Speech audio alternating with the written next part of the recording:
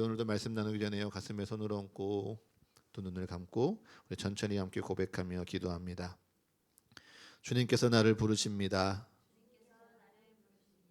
주님께서 나를 부르사 내게 말씀하십니다. 그 말씀에 능력이 있습니다. 그 말씀에 생명이 있습니다. 그의 말씀은 듣는 만큼 변화합니다. 말씀을 듣는 만큼 순종합니다. 이제 그 말씀 앞에 내가 섭니다. 이제 주의 말씀에 나의 마음을 열겠습니다. 주님 내게 말씀하여 주옵소서. 주님 우리로 듣게 하여 주옵소서. 아멘. 오늘은 산상변모 주일입니다. 이 땅 가운데 우리에게 오신 예수님을 기다리던 대림절을 지나고요. 우리에게 빛이요 그리스도이심이 드러났던 주연절이 끝이 난 후 이제 교회는요 사순절이라는 절기에 들어갑니다. 우리에게 그리스도이심을 드러내신 예수님께서 돌아오는 수요일, 제 수요일을 시작으로 십자가를 향하여 나아가는 시간을 교회는 살아가게 되지요. 그리고 예수님은요 십자가에 오르시기 전 오늘 먼저 높은 산에 올라가셔서 용모가 변하십니다. 마태복음 17장의 말씀처럼요 얼굴이 해같이 빛나고 옷이 빛과 같이 희어지며 세상에서 형언할 수 없는 영광의 형태를 예수님이 갖추시지요. 그런데 여러분, 만약 우리가 여기서 그저 예수님의 놀라운 영광을 감탄만 한다면요 우리는 말씀을 구경만 하는 겁니다. 우리는 예수님의 영광에 도달할 수 없고 예수님의 영광을 닮을 수도 없기에 멀리서 이런 일이 있구나, 예수님이 함께 하시면 이런 기적이 있을 수도 있구나 구경만 하는 구경꾼이 될 뿐입니다. 대신 말씀을 읽고 말씀 속으로 들어가면요 말씀이 우리에게 말을 걸어올 겁니다. 그리고 말씀이 우리의 마음을 비추어 보게 하고요 그 마음 앞에서 나를 기다리는 주님을 마주할 때요 우리에게 참된 은혜가 있는 줄을 믿습니다. 여러분, 오늘 말씀 가운데 내 마음 어디에 주님이 서 계신지 발견하시는 은혜 있기를 축복합니다. 그래서 정말 우리에게 선포되는 이 말씀이요 사순절 우리가 어디를 향하여 나아가야 할지, 무엇을 향해서 나아가야 할지 그 첫걸음을 보며 함께 결단하는 은혜의 시간 되기를 축복합니다.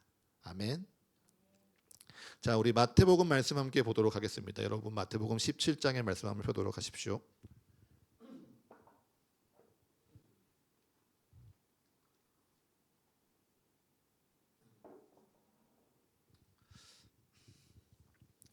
자, 마태복음의 본문의 말씀을 보면요 우리가 흔히 예수님의 변화산 사건이라고 하는 기적이 이야기되어지고 있습니다.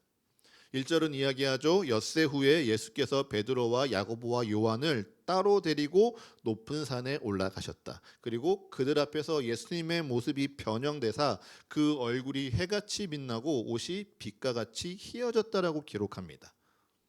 또 그때 모세와 엘리야가 예수님과 함께 더불어 말하는 것을 베드로와 야고보와 요한이 듣게 되었죠. 그래서 베드로는 이야기합니다. 주님, 여기가 좋사오니 만일 주께서 원하시오면 내가 여기서 초막 셋을 짓되 하나는 주를 위하여, 하나는 모세를 위하여, 하나는 엘리야를 위하여 하리이다 라고 고백합니다. 우리는요 흔히 이 말씀을 황홀경에 취한 베드로의 고백이라고 배워왔습니다. 종교개혁자 칼빈의 표현에 따르면 변화에서 하나님의 영광이 그의 육체를 찢고 잠시 드러났을 때 이 영광을 바라보고 기뻐하던 베드로가 초막 셋을 짓고 이 영광 속에 영원히 머무르고 싶습니다라고 고백한 표현이 바로 이것이라고 우리는 들어왔죠. 그런데 여러분, 정말 베드로가 영광이 너무 기뻐서 이렇게 표현했을까요? 베드로와 야고보와 요한이 예수님이 변화되는 이 모습을 바라보며 그저 느끼는 감정이 황홀하다라는 것 이 한 가지였을 뿐일까요? 그렇게만 보기에는요 6절의 감정이 너무도 극명하게 대비됩니다. 우리 6절의 말씀 한번 같이 읽어볼까요? 6절 읽습니다. 시작. 제자들이 듣고 엎드려 심히 두려워하니. 아멘. 여러분, 예수님의 용모가 해처럼 빛나고요, 옷이 휘어지는 것을 보고 황홀감에 빠져서 행복하다, 여기에 머물고 싶다 해서 말했던 제자들입니다. 그런데 이 제자들이요, 이는 내 사랑하는 아들이요 내 기뻐하는 자니 너희는 그의 말을 들으라 하는 하나님의 음성이 들리니까 갑자기 심히 두려워 엎드려져 있습니다. 여러분, 여기서 엎드린다는 건요, 우리가 엎드려 경배할 때 우리를 겸손히 낮추는 게 아니고요, 아이고 나 죽겠네 하고 땅에 엎드려 숨는 표현입니다. 생각해 보십시오. 주의 영광이 변화해지는 기적을 눈으로 보았을 때는요 분명히 황홀하다 느꼈습니다. 그런데 주의 음성이 내 귀에 들리니까요 이들이 갑자기 두렵습니다 라고 엎드려져 죽을 듯 두려워합니다. 비슷한 일을 분명히 연달아 보는데요, 하나는 웃고 기뻐하고요, 하나는 두려워한다. 아무리 인간의 감정이 오르고 내리고 변하는 사람이라고 하더라도요, 이 감정이요 너무 급변하고 있습니다. 마치 극단적인 조울증 환자처럼 베드로의 감정과 제자의 감정이 지금 오르내리고 있죠.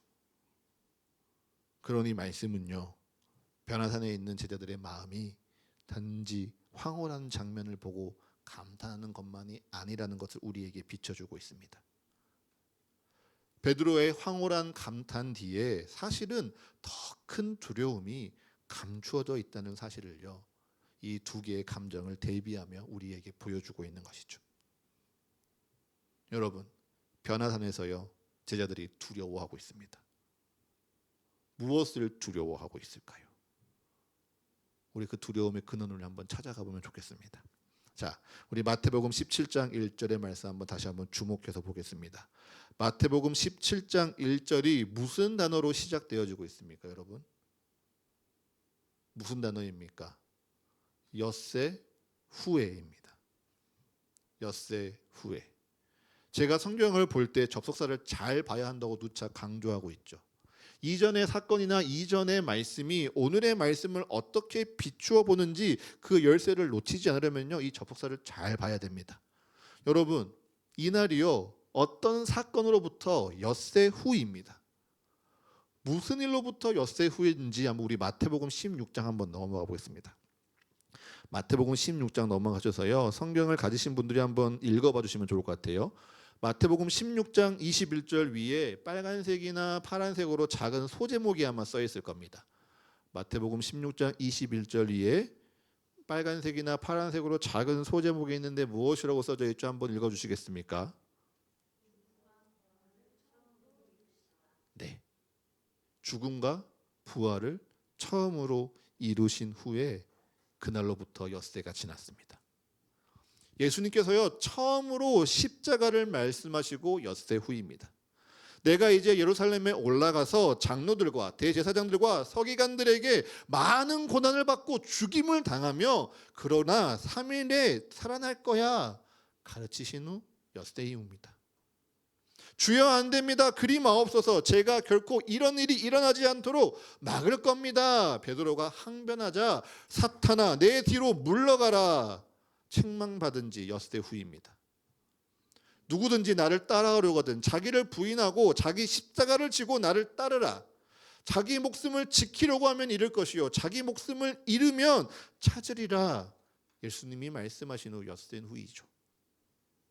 여러분, 이 말씀을 들은 제자들의 마음이요 혼란스럽고 두려웠습니다.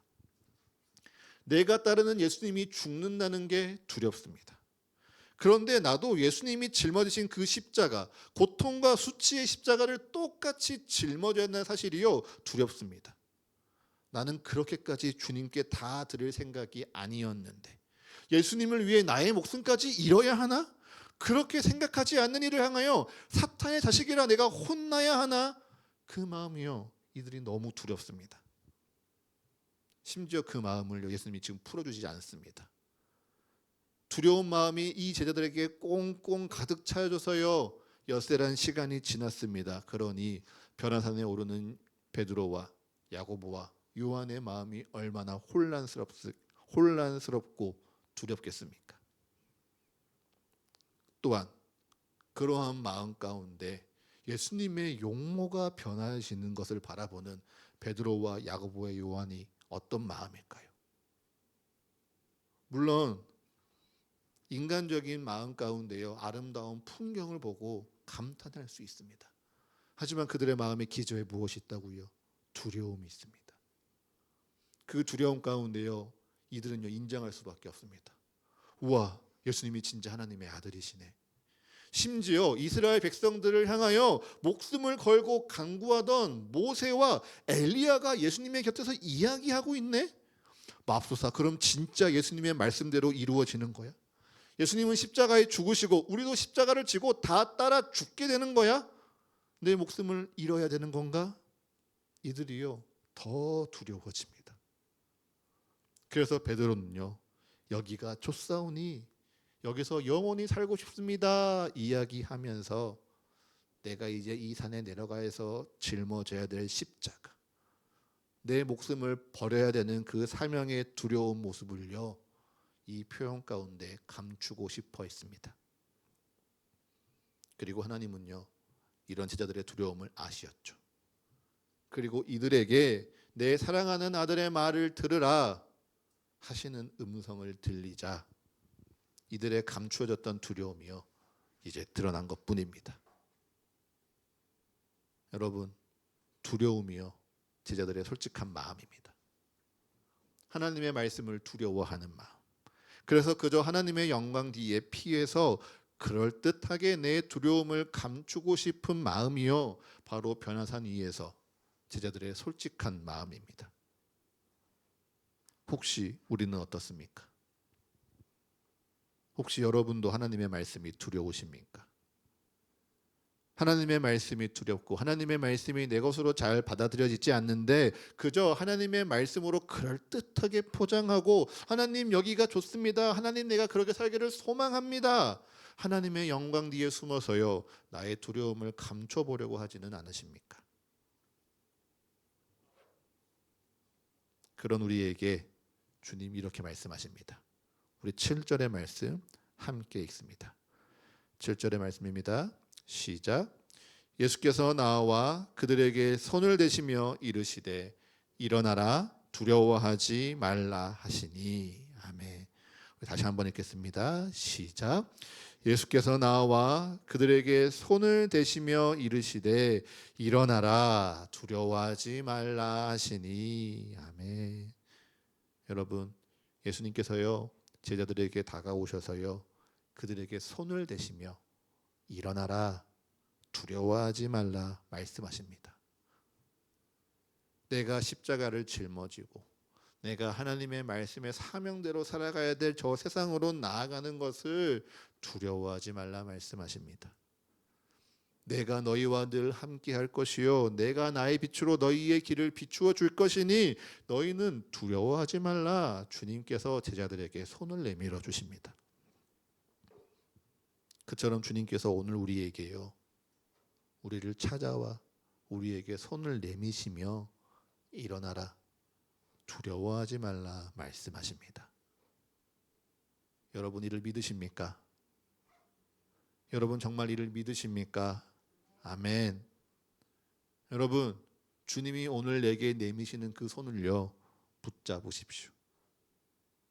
내 두려움은요 내가 이기는 게 아니고요 주님의 손을 내가 잡을 때 사라지는 것입니다. 사실 우리 안에 있는 두려움은요 우리를 속이려는 착시 현상 같습니다.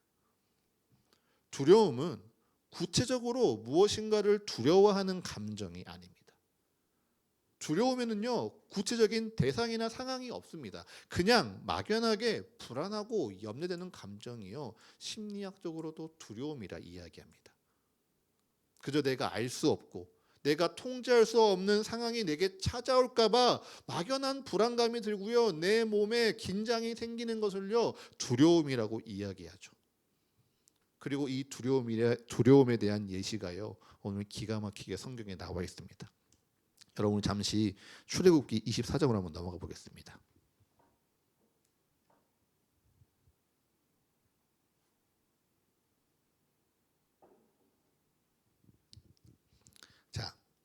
오늘 출애굽기 24장의 본문은요, 시내산에서 여호와 언약을 세운 모세가 이제 하나님의 말씀대로 산에 올라가려는 장면과 산에 오르기 전 백성들에게 말씀을 나누는 장면이 기록되어 있죠. 그런데 여기에 매우 재미있는 표현이요, 연달아 등장합니다. 여러분 16절부터 18절의 말씀을 같이 읽을 건데요, 이 장면 한번 상상해 보시면서 주의 깊게 한번 읽어 보십시오. 16절부터 18절입니다. 함께 읽습니다. 시작. 여호와의 영광이 시내산 위에 머무르고 구름이 엿새 동안 산을 가리더니 일곱째 날에 여호와께서 구름 가운데서 모세를 부르시니라. 산 위에 여호와의 영광이 이스라엘 자손의 눈에 맹렬한 불같이 보였고 모세는 구름 속으로 들어가서 산 위에 올랐으며 모세가 40일 40야를 산에 있으니라. 아멘. 여러분 16절의 말씀을 보십시오. 시내산 위에 지금 무엇이 있습니까? 여호와의 영광이 있습니다. 또 하나가 더 있습니다. 무엇이 있습니까? 구름이 있습니다. 그래서 18절을 보면요, 모세는 여호와의 영광이 있는 구름 속으로 들어간다라고 묘사하고 있죠. 그런데 여호와의 영광이 이스라엘 자손들에게 어떻게 보입니까? 17절의 말씀 보십시오. 맹렬한 불같이 보입니다. 놀랍지 않습니까? 이스라엘 자손들에게는 불같이 보였던 여호와의 영광이요, 모세가 산에 오르려고 하니까 샥 바뀌어가지고 구름처럼 보였을까요? 아닙니다. 하나님을 막연히 두려워하는 이스라엘 백성들에게는요, 여호와의 영광이 모든 것을 다 태워버리는 맹렬한 불처럼 보였을 뿐입니다. 하지만 하나님을 온전히 신뢰하는 자 모세에게는요, 여호와의 영광이 나를 포근히 안아주는 구름처럼 보입니다. 마음에 두려움이 가득한 자들에게는요, 하나님의 영광이 심판이요 고난의 불과 같이 보이겠지만 마음에 믿음이 가득한 자들에게는요, 하나님의 영광은 산허리에 걸친 구름을 뚫고 정상을 향해 나아가는 설레임 가득한 만남인 것입니다. 그러니 사랑하는 서가의 가족 여러분, 나를 속이려는 두려움에 굴복하지 마십시오. 내가 왜 이렇게 두려워하지? 나를 책망하면서요, 나 혼자 그 두려움을 이기려고 몸부림치지 마십시오. 여러분을 향하여 손을 내미시는 주님의 그 손을 붙잡으시고요, 두려움에서 일어나 믿음 앞으로 나아오십시오. 너희를 향한 나의 생각을 아나니 재앙이 아니라 평안이라. 재앙이 아니라 너희에게 미래와 희망을 주려 하는 것이라 주님은 우리에게 약속하고 계십니다. 그러니 그 주님께서 우리에게 주길 바라시는 그 미래와 소망을 믿으신다면요, 지금 내 마음을 가득 채우고 있는 이 두려움, 막연한 불안, 공포에 주저앉지 마시고요, 주님의 손을 붙드시고요, 주님 앞으로 나아오시기를 축복합니다. 사순절, 이 40일의 시간이요, 우리에게 그러한 시간 되기를 축복합니다.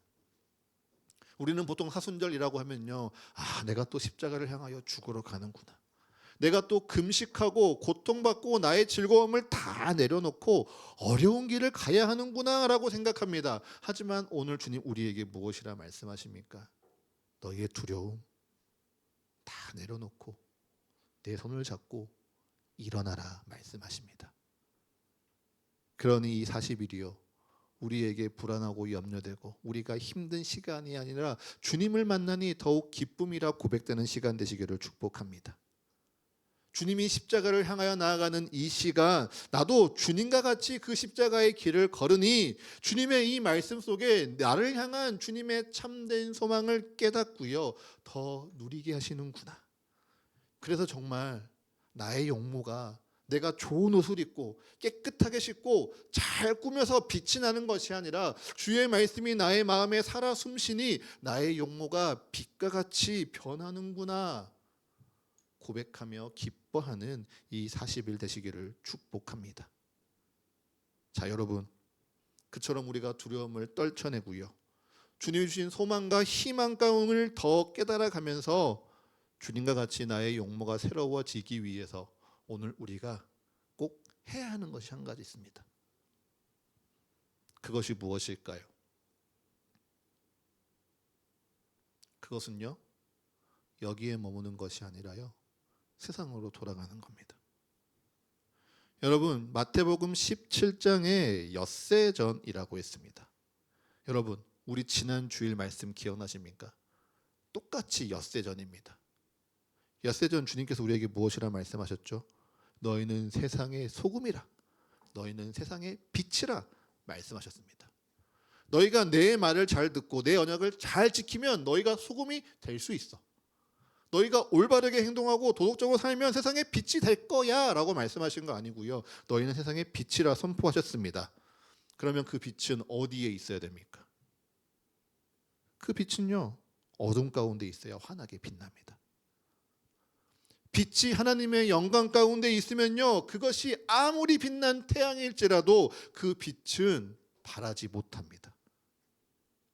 그렇기에 변화산에서 제자들의 빛은요, 무력합니다.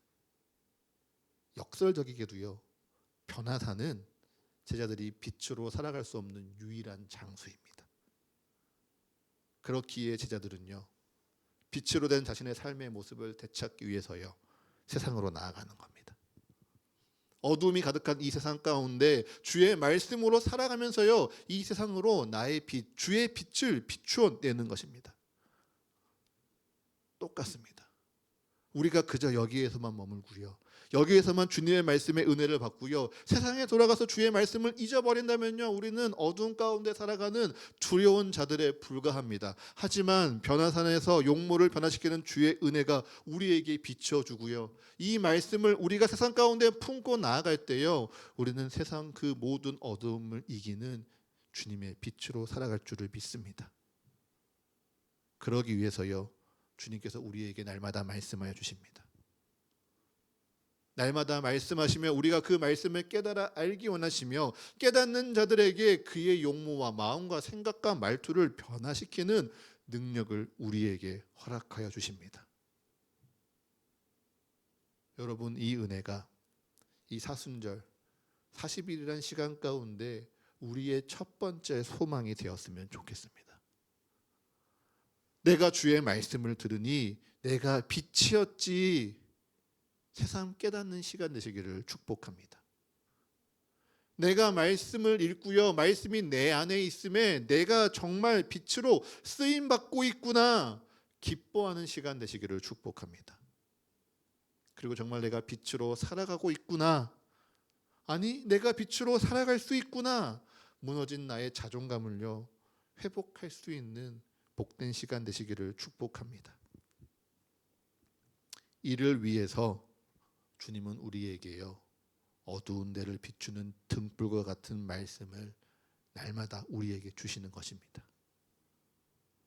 유혹과 핍박과 불안과 공포가 가득한 이 세상 속에서 우리의 마음이 어두워지지 않도록, 아니 도리어 계속 빛이 나고 더욱 빛이 나도록 주님께서 우리에게 날마다 말씀을 더하여 주십니다.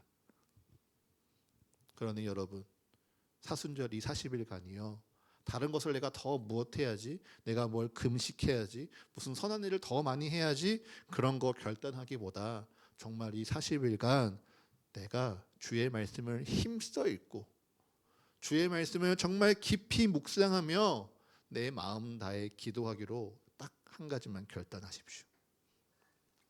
그래서 오늘 베드로후서 1장 9절에 19절의 말씀처럼요, 샛별이 너희 마음에 떠오르기까지, 내 마음에 그 말씀의 느낌표가 더욱 선명해질 때까지 주의 말씀을 여러분 사모하십시오. 여러 학설들이 있지만요, 세상에서는 보통 몸의 체질이 완전히 바뀌는데 최소 40일이 걸린다라고 이야기합니다. 우리에게 너무 완벽한 40일 아닙니까? 사순절 주님의 십자가를 기억하면서요, 주님과 함께 동행하는 이 40일은요, 내 몸의 체질을 바꾸는 것을 넘어서서요, 두려움의 노예였고 늘 두려움에 지배당했던 나의 옛 자아가 죽고요, 말씀의 빛을 품은 새 사람으로 우리의 용모와 생각과 우리의 존재가 새로워지는 40일이 될 줄을 믿습니다. 그러니 우리 기억합시다. 십자가에 오르는 이 40일이요. 내가 십자가를 짊어지느라 힘들겠지. 내가 금식하고 내가 즐거움을 포기해야 되니까 내가 재미도 없고 어렵고 힘들겠지 하며 두려워하는 40일이 아니라 주의 말씀이 정말 내게 있으니 주님이 날 빛으로 부르시니 내가 나를 빛으로 사용하심을 날마다 깨달으며 내가 누구인지 확인하는 40일이라는 사실을 여러분 꼭 기억하십시오. 그리고 이 40일을 믿음으로 걷는 자들을 주님께서는 반드시 새롭게 하실 줄을 믿습니다. 축복합니다. 지금껏 심히 두려워하며 떨던, 그래서 나 죽었습니다 하고 엎드려서 그 어느 것도 하기 무서워하던 여러분의 그 자리가요, 오늘 시편 99편의 말씀과 같이 우리 여호와 하나님의 발등상이 되어서요, 주님을 온전히 예배하고 주님을 경배하는 회복의 자리, 축복의 자리 되시기를 축복합니다. 우리 이 은혜 함께 소망하면서요, 이 시간 함께 찬양하며 기도하도록 하겠습니다.